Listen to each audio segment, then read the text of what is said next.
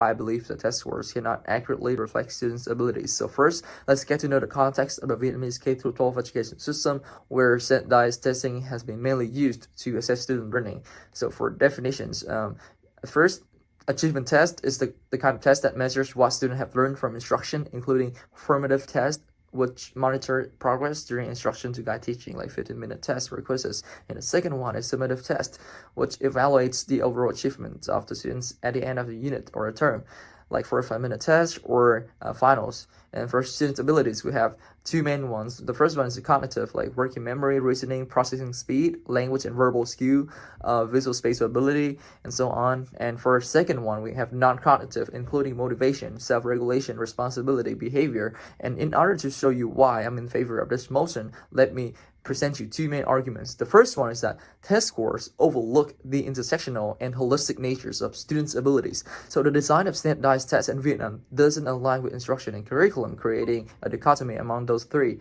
Like curriculum, for example, when it expects students to understand the materials and the applications of what they've learned in the test, whether the instruction guides students who are comprehending them or only preparing them for the test, then only boils down to following schema-based procedures to answer questions.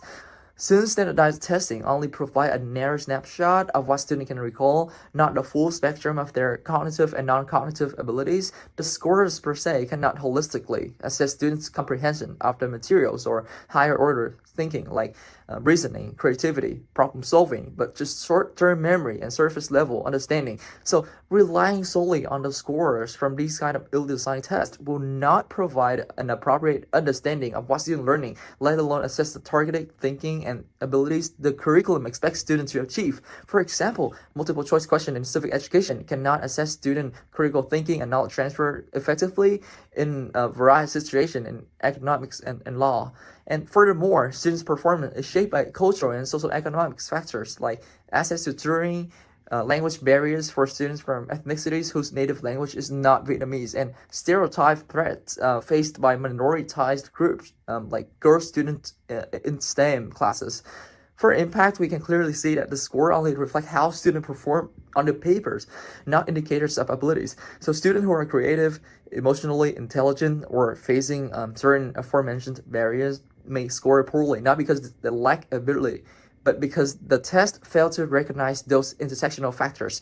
This leads to systematic bias and inequality in access to academic opportunities. And for the second argument, I'll show you that the overemphasis of test scores creates a maladaptive learning environment. Fixating on test scores as the definition of ability will harm both teaching quality and students' psychological development. For teachers, if they're under pressure of raising score, then they will often reduce lesson to test prep instead of holistic learning. Herman at the Department of Education in the United States have a study finding that teachers feel strong external pressure from administrators to improve test scores, leading to anxiety and narrow lesson plan. So the fixation of the test scores will also undermine the role of the teachers in instruction and test design, as the purpose of testing, like formative tests, is also to treat the scores as data to monitor student learning process so that the teachers can adjust teaching methods and implement helpful interventions. And for students from age 16 to age 6 to 18, then Eric Ederson's psychosocial theory shows that they navigate through two phases. The first one is industries versus inferiority, and the second phase is identity versus role confusion. In this context, labeling students by scores will foster a feeling of inferiority and identity confusion instead of intrinsic curiosity. They chase grades to avoid shame or place adults as their extrinsic motivation. This is also detrimental for students who already like studying, as their initial intrinsic interest are overshadowed by the extrinsic force of having to score high, which produces the over-justification effect. It means that gradually they will tend to prioritize performance over the process of learning, which undermining their wide range of cognitive and non-cognitive abilities. So for an impact here, we can see that Vietnamese students will internalize failure as low intelligence, and this promotes mastery avoidance and performance avoidance learning approach, limiting the long-term growth mindset. And for teachers, they cannot recognize the nuances in the teachings and students' attribution to provide appropriate scaffoldings and accommodation. So over time, schools can only produce compliant test takers, not critical thinkers and innovators.